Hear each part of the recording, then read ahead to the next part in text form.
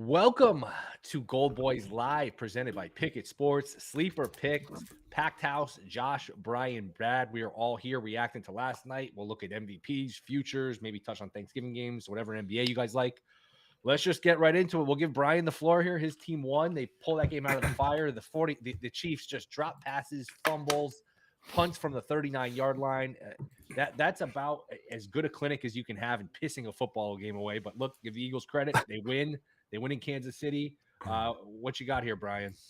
I've been saying it all year that I think it's so funny that I feel like when you are clearly known as being the fan of one team or one city, people just automatically assume it's like that you're going to be so biased on your team.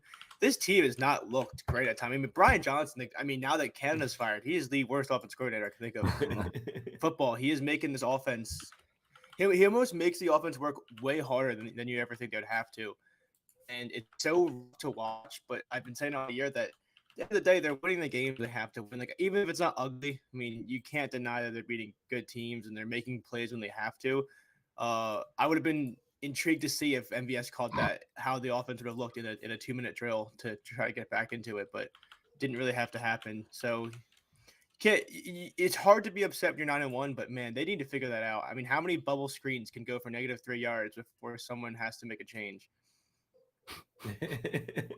Yeah, the play calling's pretty bad. And then when you guys are in shotgun on 3rd and 1, that pissed me off beyond. Yeah, I just couldn't. The bar I was at was packed. The bar I was at was packed, and they ran that 3rd and 1 delayed handoff. Here, you take the hit over me kind of play, and nobody understood it. It's really rough to watch. Even when you hear after the game that they talk about how Sirianni was saying how Jalen Hurts called an audible on that 3rd down to Smith to set him up for the touchdown. So the best play of the game was an audible, not even a play call they wanted to have out there. So very, very concerning when your play calling is as bad as it is. Yeah, it was pretty bad. And I gave out Eagles on past the props, and at no point did I feel like Vic lapping it.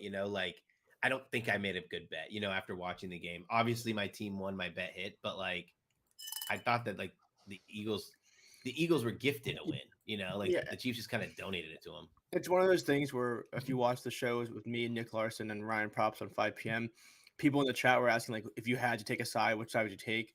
And I didn't take a side, but it was mostly just a matter of whatever you do. It was a good teaser game. I feel like I know you guys like their teasers. I feel like it was going to be close no matter what, but that was just a rough game. No matter what side you're on, for half the game, for whatever side you're on, you're probably punching the wall.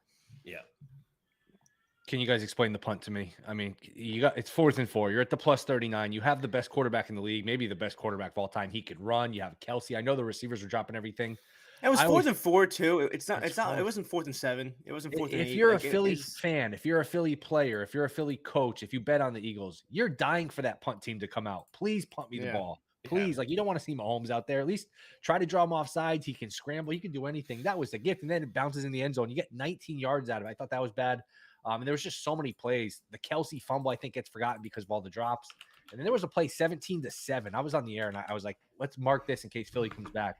17-7. Kelsey, I think Mahomes was falling down, and Kelsey was wide open over the middle. I think Kansas City was about to be the line of scrimmage was midfield, so this would have put KC in Philly territory and got him to either 3 or 7 at 17-7. There was just so many chances where you're letting Philly hang around, you let them hang around, and then they steal the game. So big picture MVP wise, I don't know, Josh, if you want to chime in, I'll read the MVP odds. I think these are interesting. I don't know that Hurts at +250 now a favorite. I don't know if that's justified. There's zero value in that whatsoever. Lamar +330, Mahomes now +380, Tua's 5-1. Again, they're not doing you any favors with these odds. We talked about it yesterday. I still think Purdy 18-1 has value. What do you guys, just Josh, you want to chime in? MVP thoughts from last night, wherever you want to go here. Yeah, I mean, nothing that hasn't been said. I mean, Casey pissed the game away, but I think you briefly said it. The Kelsey touchdown or fumble, that was the game. Yeah. Peanut punch too. It was kind of cool to see a peanut punch. It was, and I was sitting there just how do I play this? If they're gonna score, so how do I play this? And then that was the most unexpected thing for me, knowing that they were going to Kelsey. Don't see that often. So yeah, that was the moment where I was like, oh wait, I guess I play this hedge my KC bets because this looks bad. But no, as far as MVP, I can tell you in the Bay Area in California, the conversation is alive and thriving right now for who should be MVP. Meaning their support for Purdy? Meeting their support for their quarterback. Yeah, 100%. And what it was for people anyway who are like really close to the team and want to see them do well, they wanted to see Brock Purdy put air under the ball. And he had that dart pretty far down the field to Ayuk for that 76-yarder and a number of other balls that were like 25 yards in the air and stuff. So he kind of proved some, or like won a certain group of people over, I think, who still had some doubts about if he could like sling it. There's some people who are just, he's never going to win over. He was like, it's all the system. People just don't want to give him credit. He's pretty good though. Like we can argue how good he is. Yeah, to me, he's been playing pretty good. So dumb. It's the worst part of the quarterback conversation to me is like, oh, well, this dude needs help. How is he supposed to be good if he doesn't need help? Or this dude can't pull the bums up with him. Like, so what? How do you get credit? I don't understand.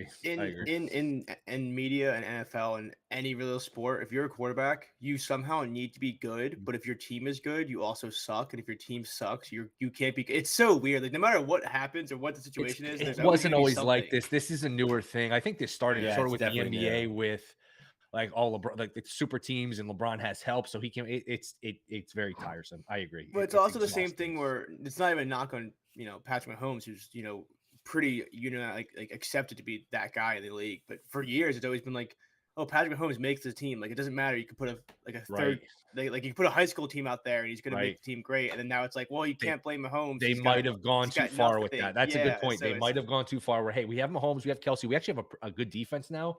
We can just put anybody at receiver. They might have flown a little. Which look, they got away with it last year, but they're not getting away with it this year.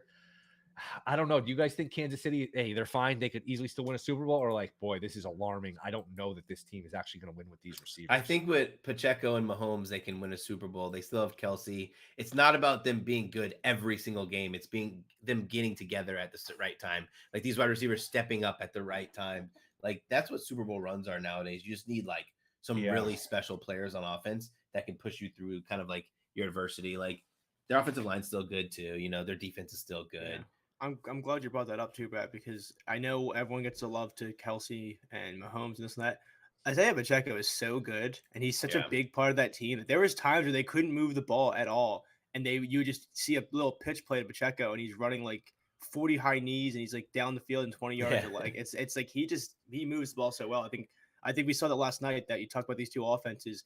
You talk about like the AJ Brown's world, the Travis Kelsey, but yesterday was the two running backs that were the most fun to watch, and like the most key parts of both offenses were those DeAndre Swift and Pacheco. So it was good to see that you can run the football in this league and still have a high-powered offense without, Buffalo billing it out there and throwing it 63 times. But they didn't get in the end zone. You need the big plays in the passing game. And if all you have is Kelsey, and you can say Kelsey, he's banged up, he's a little older now. Like he's talking Taylor Swift issues. He's older than people think. Yes, that too. I mean, he's what, 33, 34? And if you 36, isn't he? I don't know if he's 36. I think he's 34, something like that. But if you only have Kelsey, you can sort of double him, blanket him, and then make 34. The other guys beat you. I don't know. Like, I'm not going to count him out, but I definitely have concern. I guess I don't know if that's like waffling or whatever. I definitely, like, as somebody who bet the Chiefs to win it all, I have concern. You can never count out Mahomes, especially with the defense. But honestly, I have concern. And the guy for you is Noah Gray. Noah Gray was the guy that saved them yesterday, and a lot of nobody saved them. They lost. I know. I'm saying like not the game, but like in big spots. I feel like Noah Gray was a guy that, like that big third down. Great throw, but he was in the right position. He made the catch in the side. What? Oh, that was Watson. Yeah, it was Gray Watson touchdown, right? Watson was the one all day. Yeah. Yeah, they're all like it's so weird.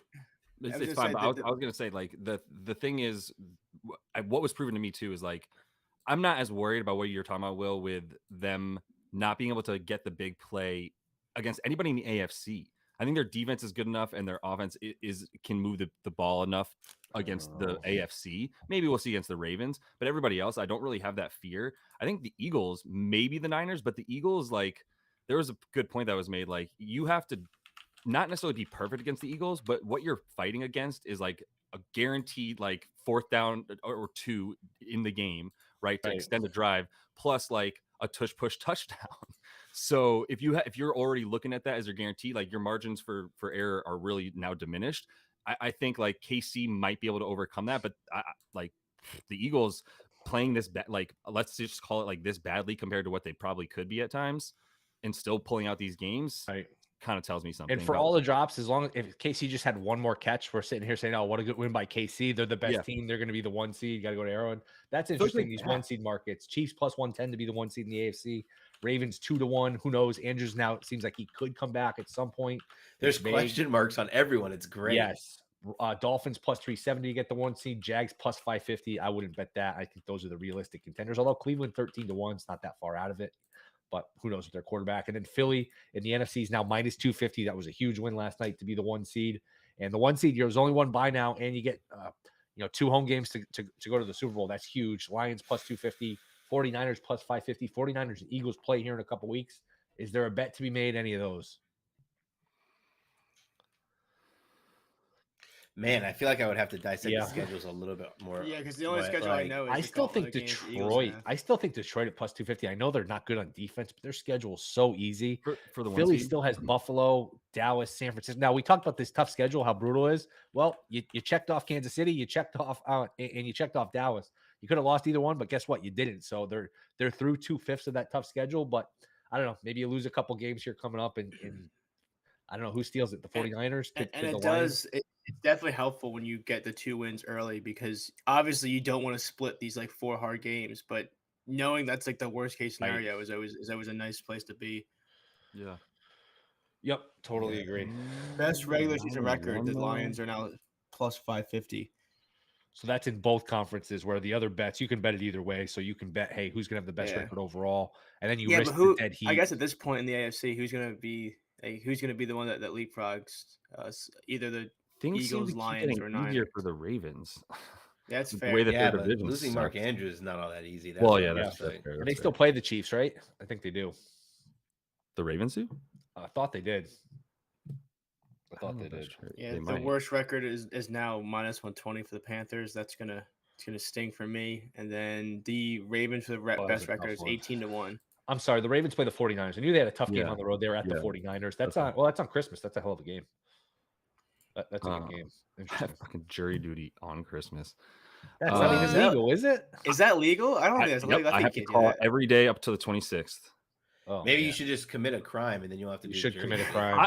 I'm pretty sure I've done enough bad shit. Like what? What's the worst thing you've ever done? Go.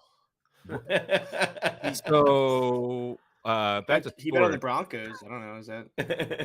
Yeah, Broncos shit's working out right now. Yeah, Broncos have really rallied back. Anything else? You guys were off yesterday, Brad and Brian. Anything else from the weekend you think is bettable? Any takeaways? Anything from the weekend, man.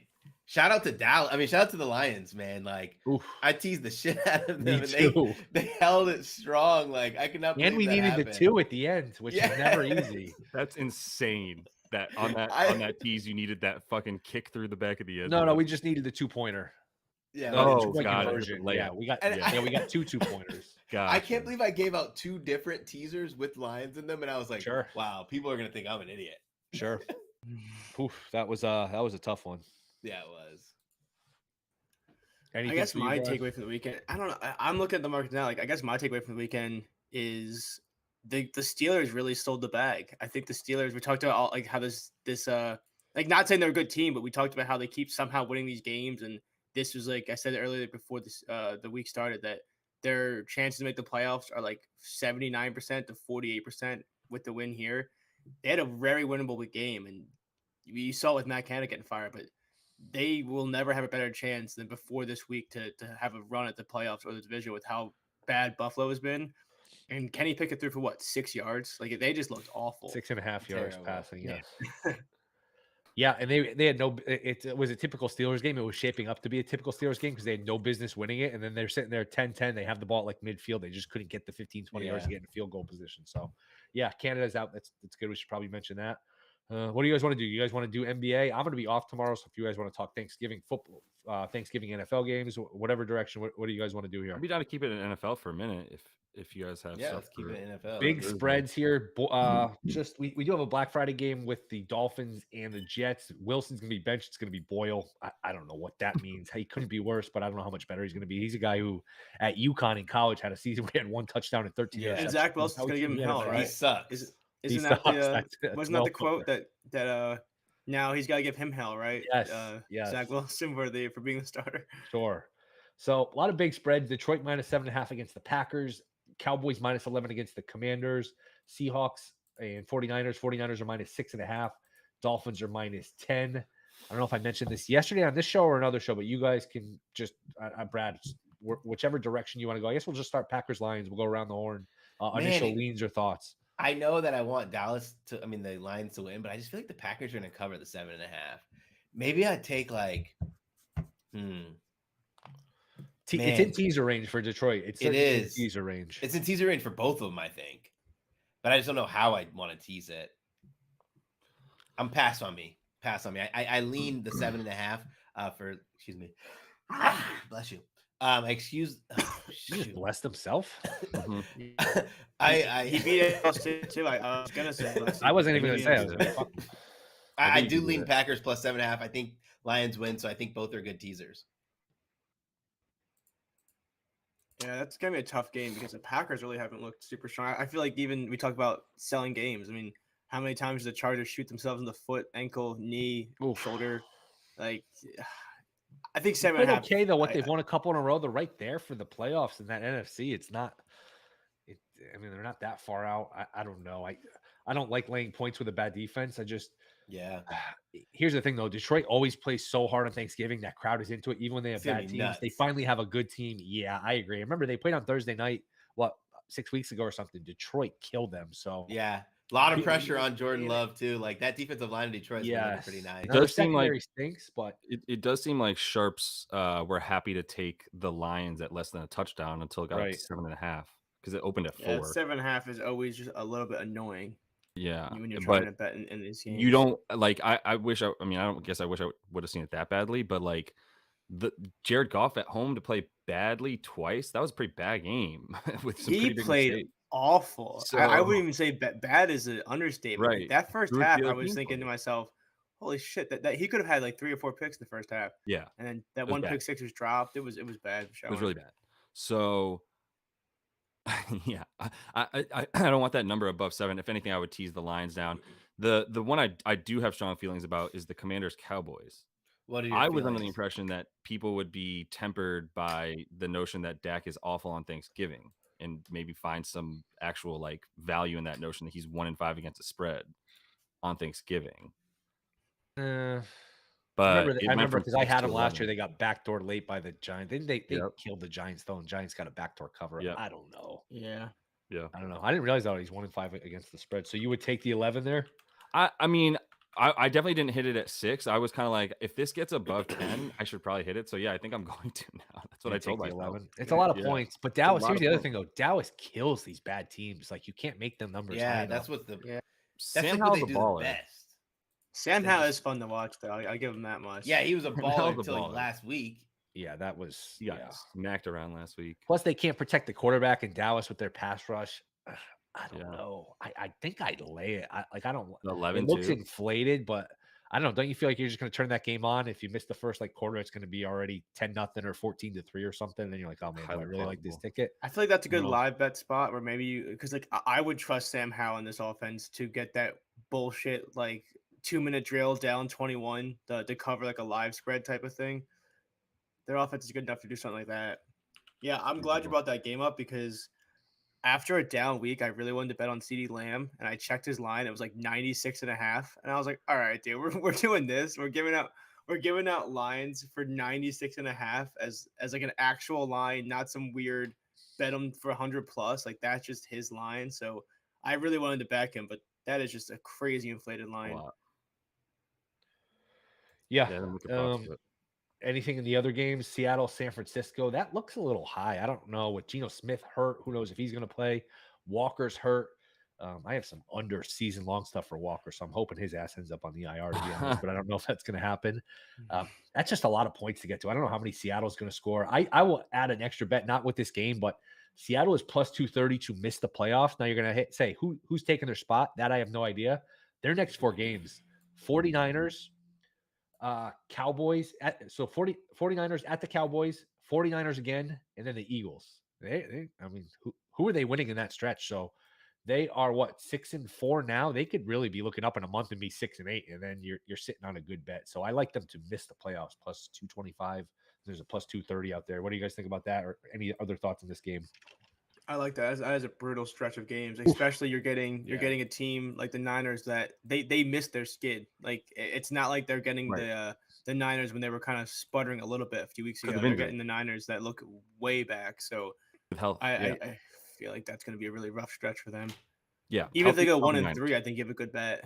If they go 1-3 there, you're still sitting at a good number at plus 240. I think Kyle owns the Seahawks. Yeah. And 1-3, I don't know. At 1-3, so that would put them at 7-7, and the rest of their schedule is not terrible. I kind of have to lose all 4, which you don't love, but I mean, they could really lose all 4. Who's going to mess up the money line parlay with these 4 standalone games? Lions, Cowboys. Let's parlay the 4 favorites and we'll see what can go wrong here. So Lions, Cowboys, 49ers, Dolphins, 14 money line parlay at DraftKings, plus 135. Who fucks it up? Lions. You think so? I don't think they're gonna lose. I don't think they're gonna lose. I don't think but you're right. All it takes is one of them to lose. Watching last week, I just lost so much confidence in their defense. Like I know their D line's playing pretty good, but man. Yeah. Hey, they got off the field when they needed to, though. They did. They did look vulnerable to mobile quarterbacks, and hey, you're gonna see Hurts. You're gonna see some of these guys that can move at some point, but I don't know. Is that worth a bet? Plus 135. You sit there and just throw all 4 of them into a money line parlay, and if one of them fucks you, they fuck you, or no? Yeah, I think that's the move. And wait, we don't really see like upsets on Thanksgiving, do we? Like I'm trying to remember. Like I feel like all the home teams are like pretty amped. They're usually like Dallas has coughed it up a few times. I think it was Josh Allen's rookie year, maybe it was his second year where he went into Dallas and beat them. They were pretty big favorites. Dallas was. I'm trying to think though. Yeah, I mean, I don't know. Plus 135, it's not terrible. I mean, I don't know. I just don't see the Jets beating Miami. I don't know. Could the Jets defense, will they be reinvigorated because they have a new quarterback? I don't know. No, not this one. And can we stop with the Rodgers coming back? Rodgers is not coming back. This team's dead. Their season ended 4 plays in when he got hurt. Like enough of this. He's coming back. He's not coming back. It's at the point now where I keep seeing people talk about how he's going to come back, this, that, the other.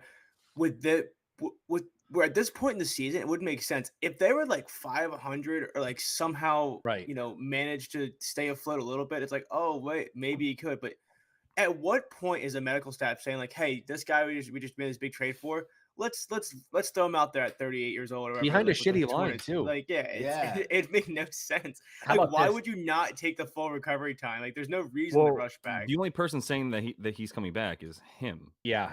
I think that's quiet, and it's always sort of couched. He always qualifies it. Well, like if this, if that. He's never like, hey, I'm coming back. There's always that was my first point to it. Yeah. My first point was he keeps going. If we're still in this thing, if you're still in this thing, you're not in this thing. What do you mean still? You have to be in it to still be in it. Yeah. And I think you have to Google who you're. I actually think he would have came back if they made the playoffs. I actually think he's crazy enough where he would have tried it and he might have done it. I really do. Maybe. We'll never know. This is interesting at DraftKings. You can bet. Will Aaron Rodgers take a snap this year? The yes is plus 180. You know what the no is? Minus 350. What do you guys think? Is it going to be like a really bad juice? It's going to be like a crazy number. 470 for no reason. Like, what's your guess? I was just like minus 470 or something, like unplayable. Like, what do you got, Brad? All of you? I'd say like minus. What was the yes again? Plus 180. Minus 270. The no is not listed. No, that's well. Listen. The books gave us a 2-way line on Travis Kelce to score a touchdown. Minus 120 for the no. What was the yes? Like plus 100. Yeah. Oh, so that's not like that's not terrible. No, there should be a 2-way line. I just anytime there's a 1-way line. I knew he was scoring a touchdown when they gave us a 2-way line. Like anytime the books give us a 2-way line, the player's scoring a touchdown. Yeah, that's the point. It looked like Mahomes. I had Mahomes for the first one, and I had Mahomes. We talked about that yesterday. Josh's over rushing prop because hey, he doesn't have a lot of weapons. Big game, he's going to run. And I know he went over. How much did he end up with rushing wise? Over for sure, but I was thinking about the rushing touchdown because we were both like also like maybe set with the quarterback 17-1 for the first touchdown, and it looked like he was starting to run. Oh, it looked like he before was. There was I just a know guy you wide had open. the So, exact same. I had it. I right? thought I was gonna. Yep, I I know. got that little. I got the little bumps in my chest where I his heart thought started about beating a you. little Yeah, I fast. was like, I Yep. know that Will just felt that, like, oh geez, that I thought, and then he did through it. You know, Because I've won on him before, and that's usually how it happens. He drops back to pass. He's not looking to run. Nobody's open, and then he scampers. And then you just that rush of him getting in. Man, I haven't had a first touchdown in forever. I used to just hit him all the time. I guess that was just beginner's luck. He retired. That's probably the way to do it. I don't even want to go back and look at my numbers. Yes, it's just lighting money on fire. I'm sure if I go back my season long numbers, and they add up. You'd be like, $15 here, $20 there, every standalone game or whatever. It adds up. There's a lot of standalone games. That's what $60 a week, $80 a week over the course of 10. Like that's a lot of money. Yeah, I'm gonna throw a shout out to our sponsor, Pickett Sports too. It's I think that's partly why it's so almost important to track your sports betting and make sure you know where you're at, because good point. The idea of like, oh yeah, I'll throw $10 on it. There's 3 primetime games a week. There's 18 weeks. Like that adds up a lot. If you go 2 for 186, like it definitely adds up. So it's always funny to kind of keep them. It's not fun to do it, but it's kind of important to. No, it's like if you're trying to lose weight, like measure how much you weigh. If you're not measuring it, you're not improving it. You need to measure it. Like that's 100% true. It's a really good point. Anything else? Anything NBA tonight, Josh? I'm blaming you. I like the Wolves. Honestly, I forgot the game started. Yeah, I don't think I told you not to. I was just like, I don't know. The Knicks are good. You said the Knicks were good. I can't blame you too much. I kind of like Orlando tonight, -125 at home. I like Orlando. Yeah, that's a good one. I like right? Orlando tonight. -1.5. I do like that. I also like I don't know his line. Dennis Schroeder, points, rebounds, and assists. Magic that's where you have to beat the Magic is with your point guard. And that's Markel Fultz is out. Yeah. What do you guys think about the total in Pacers Atlanta? 251. It's actually 252.5 on some. You know, it's might be the highest one I've ever remember seeing. Is it really? Yeah, I don't remember anything yesterday. That high. The Bucks game yesterday was 247, and I thought that was really high. That is really high. This is 252. Trae Young's at 25.5. I know that he has a good chance to go over, but he's been constantly at 223. Like that's just like such a huge jump. The funny thing about this is like the Pacers are at a 124.5 team total. They average more than that, and they're playing an awful defense who plays fast, the 6th fastest pace. Like, seems reasonable to think they're going to go over 124 points. Right. Yeah. They What's Dejounte Murray at? Is he playing today? Yeah. Yeah, he's at like 20 and a half. 20? Man, I might take that instead. It's a weird bet, Brad. But do you remember that one time we won money on the most random prop ever with Trae Young rebounds? So I took Trae Young rebounds again. 2.5. I got -120. That's like he needs the beloved, 3 boards for when there's gonna be 260 200 shots taken up. Yeah, that's like 200 shots taken up. Yeah, that's like the Tom Brady over half a yard rushing bet. Like, is this gonna? It's electric. It's electric. It's an awesome bet. Trae Young rebounds is awesome. I think I might take Dejounte Murray over 20.5 points. Let's see what his 25 is. Someone's got to score these points. Someone's got to score the points. If this game ends up being like somehow, some way, like 106 to like 111, everyone's gonna be so pissed off. Dejounte Murray, 25. It is a playoff game, right? Don't things tighten up? It is the in-season tournament. No, I don't think they tighten up. I think they try to score more. I think they don't give a shit. Yeah. The one thing I wanted to say, I think I'm gonna piss Josh off if I say this, but I did bet on DeAndre Ayton over 22.5 points / rebounds. I mean, he kind of is he's only performs well when he has a reason to have his motor going. You'd think returning to Phoenix today, he attacks the boards. I mean, I'm doing the same thing. It's not good at protecting the glass. They allow so many offensive rebounds and points to the paint. I think it's worth a chance. I think 22.5 is. To be fair to him, not as many as the Trailblazers do. Have they played the Pistons? I'm just saying him and Monty Williams don't get along. That might be a good angle when they play Monty Williams in Detroit. That's what I'm saying. When they play the Pistons, have they played the Pistons? Yeah. I mean, I haven't bet on him in a while, but I do think that like you saw that 123 rebound game he had earlier this year. I think it's all hustle stats for centers like that. I like it. I'm doing the same thing with Nurk. I'm taking Nurk and the money line for the Suns, which got destroyed last night. It was opened at -8. It's like -2. I was debating how to do it between points or rebounds, and I think 22.5. It gives you so many options that you win if it's 12-11, 14-10, 14-9. I think there's just For sure. it's a little too low. Yeah. Right, My boys. my Yeah, favorite go ahead, prop real Josh. quick for tonight is Keontae George. This is my favorite Assists? scenario where the player who started to get usage they haven't caught up with him yet. So Keontae George was not the starting point guard for the first 8 games because Taylor Horton Tucker was, and he was just beyond awful. Yeah. Well, that's not fair. He had some good games, but he was really bad. He was good to bet Keontae against. George then took over 4 games ago as the starting point guard. Now he's been getting 30 minutes. His usage is up to 22.5%. His 3-pointers are up to 6 attempts a game. You can still get it at over 1.5 if you think he's capable of shooting 33% from 3, which he is. He's up to 12th in potential assists. All this leads me to say, just bet on him. I'm betting over 19.5 points, rebounds, assists.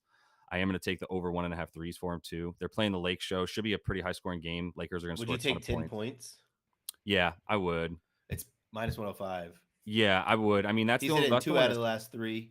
Yeah, he's gone over the PRA in all 4. Okay, PRA. The threes are scary too, but like if you think he's going to hit 33%, like I said, he's Holy a shooter. Shit. I can't believe he's He a has point guard gone like this, over. dude. But anyway, I yeah, remember he's a betting good on bet him on in the the points tournament. rounds assists. He's gotten like 3 boards a game too. I think the Lakers win. I think I'm gonna take the 7.5 on that too. By the way, without Walker Kessler, this You mean Jazz team, lay the 7.5? I think I am. Yeah, Okay. but the scary thing is, but my buddy turned me on to this. One thing I have to look at a Buddy little more turned you on deeply. what? What's going on? My buddy turned me on to the idea Damn. that the Lakers are playing the Mavs tomorrow night, back to back. I don't know. Is he going to care more about beating up on Kairuka and like play just 30 minutes and not play the like 35 that he has been for like LeBron? I don't know for sure. I guess if it's a blowout, maybe, but if they're in the game, I see him staying in it. So Yeah. We always talk about this too, where to your point, I know Will brings it up. They're saying like, oh, the NFL can be so tough to do this or that, and the other. NBA is the same way. Where, like I said it yesterday when I took Jason Tatum's points, it's the same thing. Where Jason Tatum's a guy where I feel like he can score 40 points if he wanted to, and then there's some games where he takes like 7 shots, and it's like, all right, like what was your motivation in that game? Because sometimes you can just play up to your competition, or like a long season like this, you can it's hard to figure out motivation at times. yeah. It's a good point. So, like, I mean, LeBron's also questionable.